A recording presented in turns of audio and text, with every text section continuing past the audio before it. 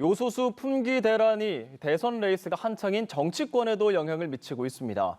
민주당 이재명 후보는 긴급 점검회의에 참석해서 대책 등을 직접 챙겼는데요. 자세한 소식은 국회 취재기자 연결해서 들어보겠습니다. 서영석 기자. 네, 민주당 이재명 후보가 요소수 부족 사태 긴급 점검 회의에 참석했습니다. 자칫 물류 대란으로까지 이어질 수 있는 이번 사태 점검을 위해 이 후보가 직접 당일 회의를 열 것을 요청한 건데요. 이 후보는 이 자리에서 당장 시급한 공급 부족 문제 해결을 위해 특사단 파견을 당정이 논의해 줄 것과 장기적으로는 공급망을 다변화하고 국내 공급 방안을 구축하는 걸 고민해야 한다고 강조했습니다. 더불어 최근 일부 문제가 된 요소수 매점 매석 문제 등과 관련해 시장 교란 행위에 대한 대책도 필요하다고 덧붙였습니다.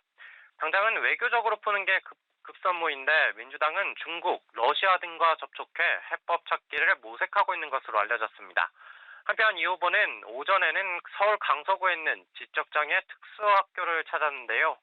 이 후보는 학부모 간담회에서 특수학교도 바람직하기는 하지만 결국 비장애인과 함께 통합교육의 공간에서 일상적으로 함께 살아가는 게 가장 바람직하다는 의견을 밝혔습니다.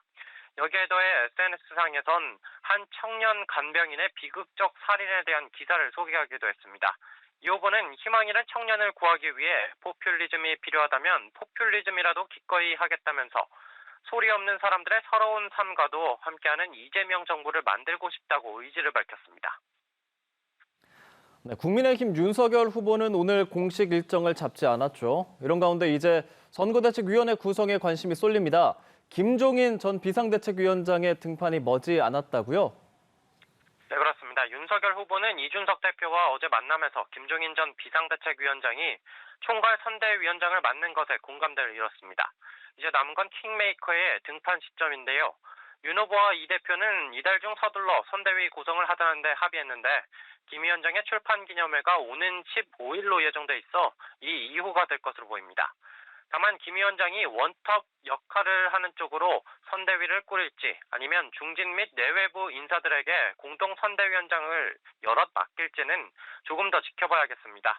기존 캠프 인사들 간 이견도 감지되는 데다 이준석 대표가 한 언론 인터뷰에서 하이에나, 파리떼 등을 언급하며 선대위 구성에 냉정해질 것을 주문하기까지 했습니다. 한편 윤석열 후보는 오늘 아침 SNS에 경선 경쟁자였던 홍준표 의원을 선배라 부르며 정권 교체를 위한 깐부라고 원팀 정신을 강조했습니다. 다만 홍준표 의원은 SNS에 검찰이 주도하는 비리 의혹 대선에 참여할 생각이 없다고 밝혀 원팀 선대위 구성에는 진통이 예상됩니다. 지금까지 국회에서 전해드렸습니다.